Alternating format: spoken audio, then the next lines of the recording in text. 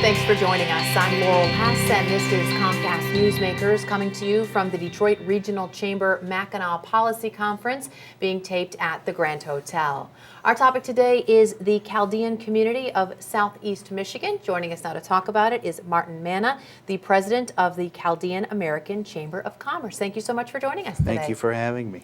What exactly, before we get into the chamber and what you do, what exactly is the history of the Chaldean community here in Southeast Michigan? So Metro Detroit's home to the largest concentration of Chaldeans outside of the Middle East. And so the Chaldeans are from the Arab world, but not necessarily Arabs. They're indigenous to Iraq, they're Aramaic speaking, and they're primarily Catholic. So Detroit's the largest concentration, again, from the Middle East. They migrated here primarily in the late 1960s and have continued to come. Since 2003, there's been an influx of about an additional 15,000 Chaldeans because of the recent war in Iraq.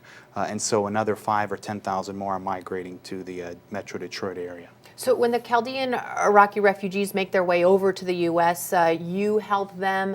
I know you're not a social service agency, you're more of a business agency, but certainly find ties and open businesses, perhaps at least find homes and perhaps relatives, friends that can help them sort of start over in a new country? Sure, and most Chaldeans are entrepreneurs. There was a recent survey that said 61% of our households own at least one business, 39% own two or more. So we knew we had to be more proactive to help the needs of the refugee population. So we started an acculturation program through our foundation.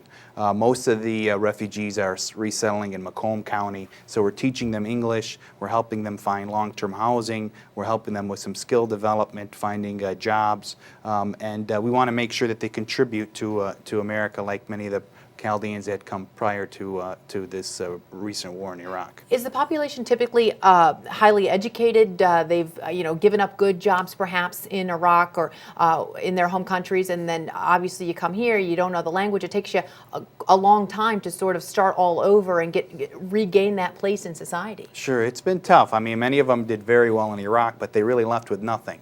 Since 2003, more than 2/3 of Iraq's Christian population has fled. More than 80 churches have been bombed. It's been a very difficult time, I think, for Christians in that part of the world, primarily in Iraq, and much of the Middle East. So you're going to see more and more migration to other parts of the world.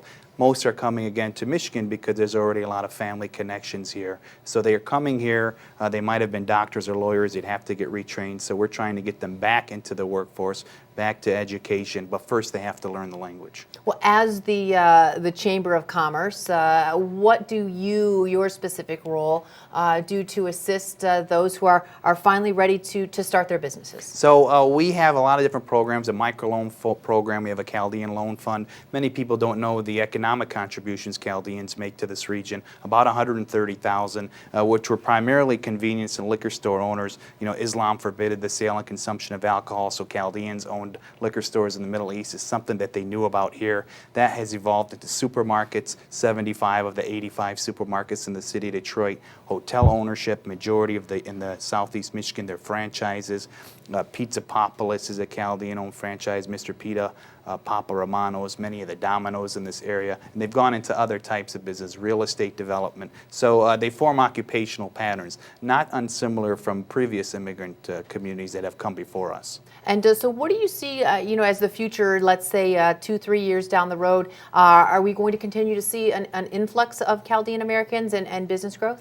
Unfortunately, because of what's the uncertainty in the Middle East, I would assume more and more refugees are going to continue to come to this region.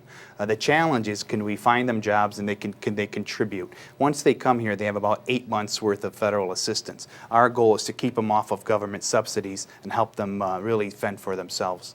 Well, it sounds like you've been doing a fairly good job of that, and certainly most of those folks at least finding some sort of a safety net and getting some help once they get here through your organization. Thanks so much for joining us today. Thanks for having me.